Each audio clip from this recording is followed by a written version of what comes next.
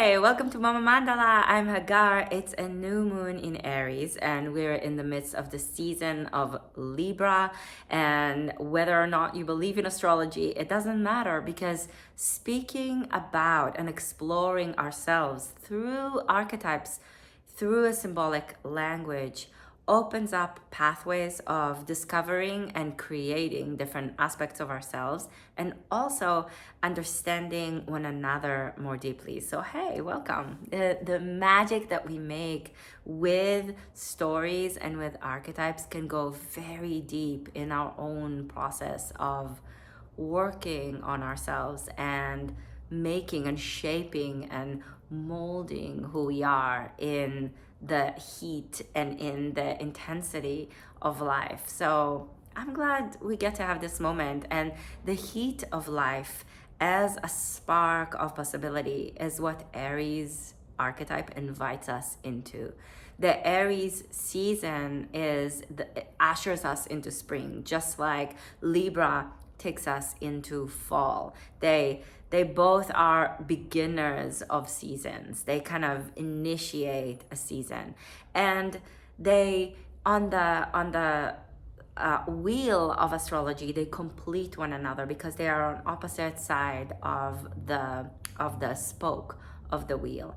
And Aries is impulsive, just like Libra is very thoughtful and deliberate and considerate of their action. Libra can take years to think things through and to figure out what the best step to take is, and weighing all the options. In their shadow, it's to the point of paralysis, right? Analysis paralysis. But Aries are impulsive. They're initiator. They are the spark that takes us into the next thing. They're the first step that we take. They're a catalyst. They are a force that pushes us to the next thing without much thinking, without much consideration. And you know what? We need both, because we need to be able to just go for it, which is what Aries invites us into. And we're in the midst of the season of really taking our time with our decision making, and we need to do that too. We are always invited to understand ourselves through paradox, through dichotomy, because we have so many things within us and so many things in the world around us that are in contradiction and in conflict. Aries doesn't shy away from conflict. Aries is almost inspired by disagreement, because the agitation, think about the way that when you rub two stones together, right, that's going to cause a spark.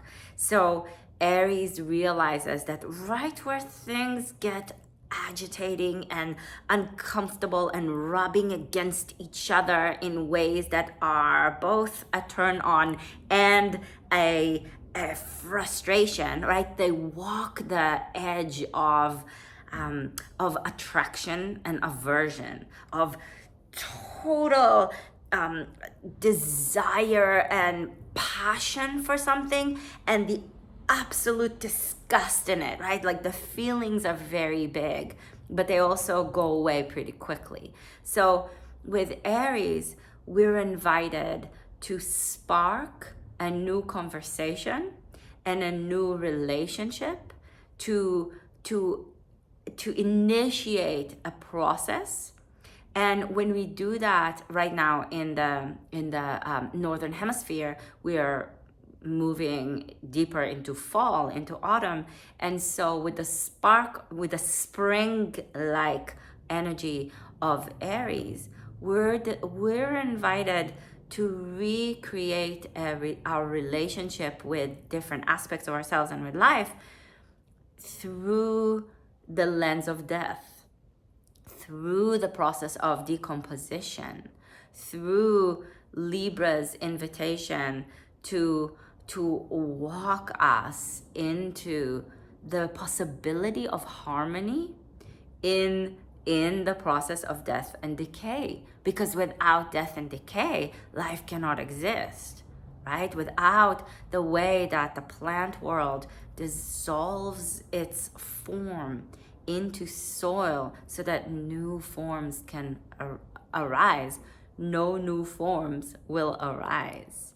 So we're invited to rediscover and recreate and reformulate our relationship with things that have to do with death, and to do that in that Libra way, in in in search, not in finding, but in search for harmony. This is one thing about Aries that is really cool, is that they are less about the achievement of of what you desire, and more about going for it. They're more about the hunt than about catching the prey.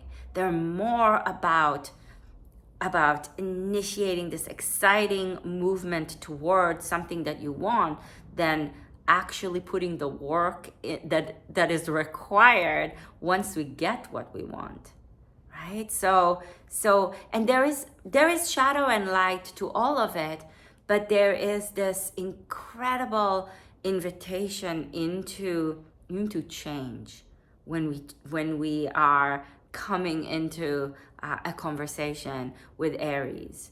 And today it happens to be, it's not always that the full moon in Aries every fall falls on Sukkot, which is one of the Jewish high holidays, and it's not always with Aries. Sometimes it's actually with Pisces, but this year it aligns with Aries, and I find that to be a beautiful invitation. So what Sukkot celebrates, it celebrates a lot of things actually. It's a harvest, and it's a holiday of hospitality. But one of the deep meaning underneath it is the invitation into impermanence. So a sukkah, Sukkot is plural to the word sukkah in Hebrew, and sukkah is a hut, but it's an impermanent hut. And it takes us all the way back to a biblical story where after the Israelites managed to escape slavery in Egypt, they were walking through the desert for 40 years, even though Israel and Egypt are very close, right? They went back to the land of Canaan, and they walked back home, but they were lost in the desert for 40 years. And the mythology is that God made them, I always say that word with a little bit of because I'm more of an atheist, so that word always gives me a little bit of a discomfort. But we can treat it, this is what I've been doing, is treating it as a mythological concept, right? And you can do you if you have a faith-based relationship with anything, that is totally fine. I'm obviously coloring this with my own way of seeing the world, but God makes them in this story get lost in the desert for 40 years because he wants the new generation that enters the promised land. And there's a lot of problematics in that, and we can explore that, and we can ask ourselves, and we can consider and reconsider. Just one of the invitations of Aries, right? It's to look at, to kind of to refresh our way of seeing. And it's not exactly to consider things from different angles. It's to spark another way rather than, let's examine different aspects. Libra is more of the invitation to examine different perspectives. And Aries is more of, here's another perspective for you, right? So they have a beautiful relationship when you play with those archetypes. So for 40 years, they're lost in the desert because God wants the new generation to arrive in the promised land without a generation that has known slavery, that carries the weight of being enslaved. He wants a new, fresh generation to enter the land. So as they lose themselves in the desert, and I'm holding back from saying a lot of things about that because I don't want to be here all day, and I can be here all day. So let's move this forward. But in the desert, they are vagabonds, right? They are walking and moving from place to place. They don't build a permanent home, and so they build huts, and those huts are what the tradition of Judaism is to build a sukkah during this holiday, and for a week to stay in the sukkah mostly, and it's outside. And the tradition is you put palm branches of palm trees as the roof, but it's to leave a little bit of an opening so that you can see the moon, so that you can see the sky, so that there's this openness to the expanse of being. And you can take that as the expanse of being beyond you, and it's also an invitation into the expanse of being within you.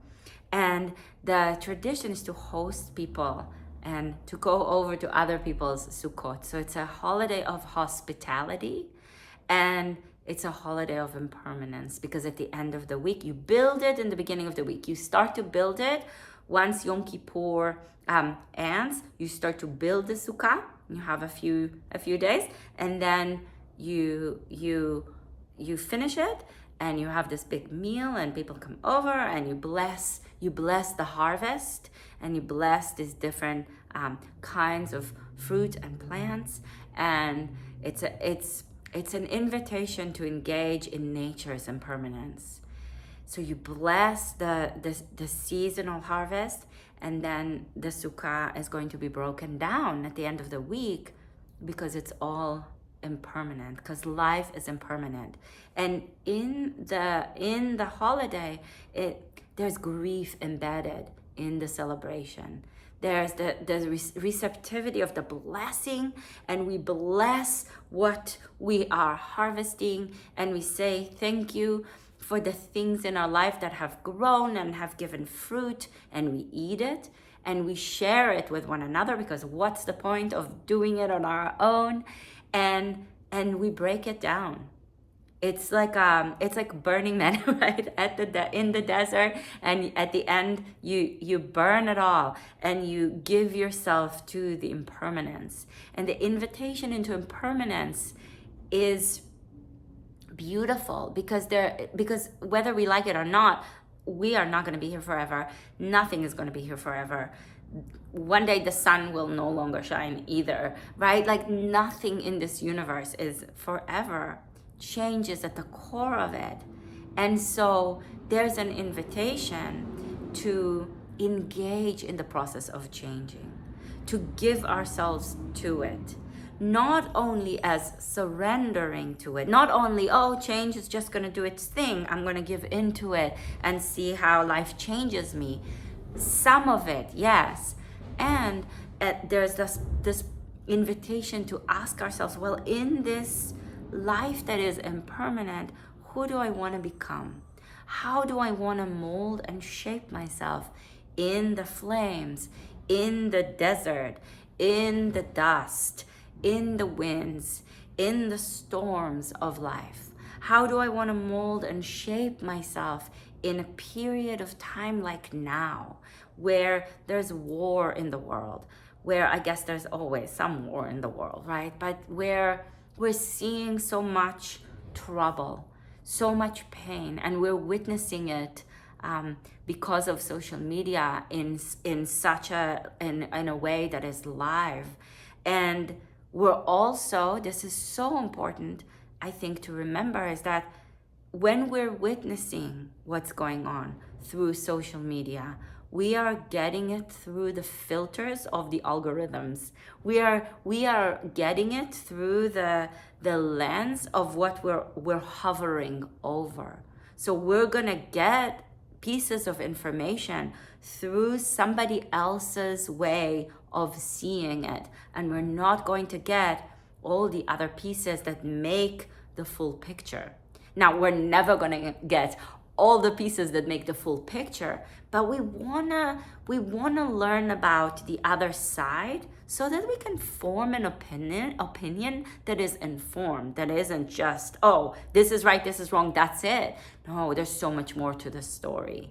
And Aries is the invitation to keep sparking new ways, so we can take that as, okay, I'm gonna spark this new, I'm gonna be lit up by this new piece of information, and then Aries takes us somewhere else. So in a way, as we weave together Aries and Libra, we can take that as an invitation to keep looking at things through different angles and to spark the next thing, so that the impermanence carries itself also into the understanding that what we understand is limited, so that we're not so stuck in our way of thinking and being.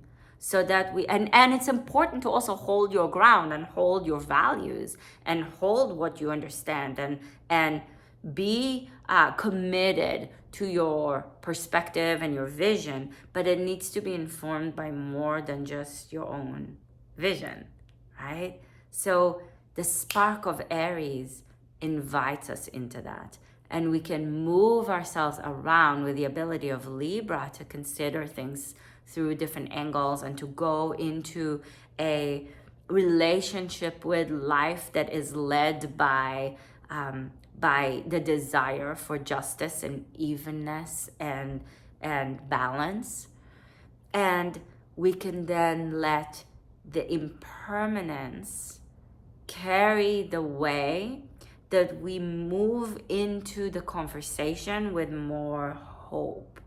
Because at a time like this, when some of us may feel really hopeless and heartbroken, and maybe there's some jadedness, and there's so much care that we just become, that we're feeling so pained by what's going on, that we either that we close ourselves off to it. And so Aries is the invitation to remember to spark hope and to spark inspiration, so that we can keep ourselves moving in a direction that isn't that to remember that the direction that we're moving in isn't final, and that there are different directions that we can take, and that we can carve different pathways. Now, carving new pathways in the world is not easy at all, right? Because we can be really inspired to move in one direction, but we're going to need to commit to actually carving the path, and that's going to take effort, and that's going to take devotion, and that's going to take commitment. That's not easy. But with the passionate, fiery quality of Aries, we can start, and then we're going to bring other aspects of ourselves to nourish to fan the spark, so that it becomes a flame, and to keep nourishing the flame with more pieces, and then to keep going. So Aries is an invitation to also find spark a piece of hope in a time that feels so grief-filled that we lack hope.